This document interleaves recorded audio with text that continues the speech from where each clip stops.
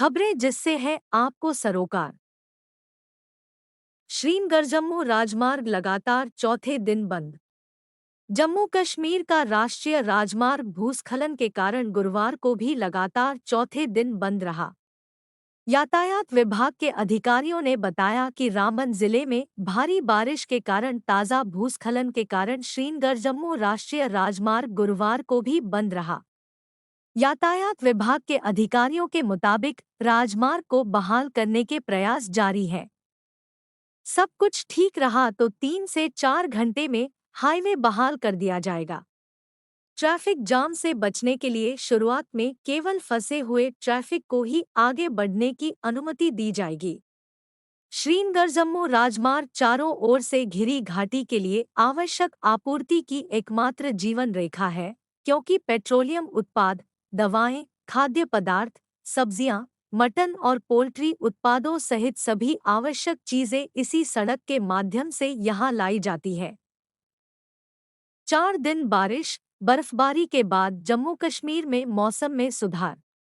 4 दिन की बारिश और बर्फबारी के बाद गुरुवार को बादलों को चीरती सूरज की किरणों के आने से जम्मू कश्मीर में मौसम में सुधार शुरू हो गया। मौसम विभाग ने गुरुवार से मौसम में सुधार की भविष्यवाणी की है। साथ ही कहा है कि 27 से 29 फरवरी के बीच बारिश बर्फबारी के एक और दौर की संभावना है। ऊंचे इलाकों में रहने वाले लोगों को सावधानी बरतने की सलाह दी गई है, क्योंकि इन जगहों पर हिमस्खलन का खतरा है। श्रीनगर में न्यूनतम तापमान 0 से 1 डिग्री सेल्सियस नीचे, गुलमर्ग में 10.4 डिग्री नीचे और पहलगाम में 8.6 डिग्री सेल्सियस नीचे रहा। लद्दाख क्षेत्र में लेह शहर में न्यूनतम तापमान 0 से 12.2 डिग्री सेल्सियस नीचे और कारगिल में 0 से 13.8 डिग्री सेल्सियस नीचे रहा। दिल्ली में अधिकतम तापमान 10.8 डिग्री के आसपास, एक्यूआई खराब। राष्ट्रीय राजधानी दिल्ली में अधिकतम तापमान 10.8 डिग्री सेल्सियस दर्ज किया गया, जो कि औसत से 1 डिग्री कम है। भारतीय मौसम विभाग ने अनुमान जताया है कि गुरुवार को तापमान 25 डिग्री के आसपास रहने की संभावना है। इसके साथ ही पूरे दिन आंशिक रूप से बादल छाए रहेंगे। इस बीच सभी स्टेशन पर वायु गुणवत्ता खराब दर्ज की गई।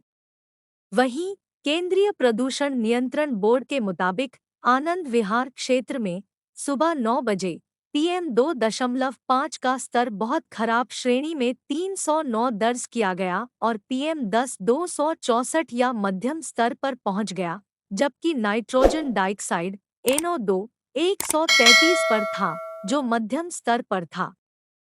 द्वारका सेक्टर 8 में PM 2.5 का स्तर 218 और PM 10 का स्तर 274 रहा। कैबिनेट ने ग्रामीण आय को बढ़ावा देने के लिए राष्ट्रीय पशुधन मिशन के विस्तार को मंजूरी दी। नरेंद्र मोदी की अध्यक्षता में केंद्रीय मंत्रिमंडल ने बुधवार को ग्रामीण आबादी तक लाभ पहुंचाने के लिए अतिरिक्त गतिविधियों को शामिल करके राष्ट्रीय पशुधन मिशन में और संशोधन को मंजूरी दे दी। योजना में नई गतिविधियों में व्यक्तियों, FPO, SHG, JLG, FCO और धारा 8 कंपनियों को प्रदान की जाने वाली 50 लाख रुपए तक की 50% पूंजी सब्सिडी के साथ घोड़े, गधे, खच्चर, ऊंट के लिए उद्यमिता की स्थापना शामिल है।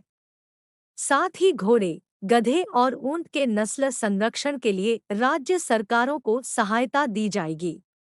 केंद्र सरकार घोड़े, गधे और ऊंट के लिए वीर्य स्टेशन और न्यूक्लियस प्रजनन फार्म की स्थापना के लिए 10 करोड़ रुपए देगी। BNT की खास पेशकश।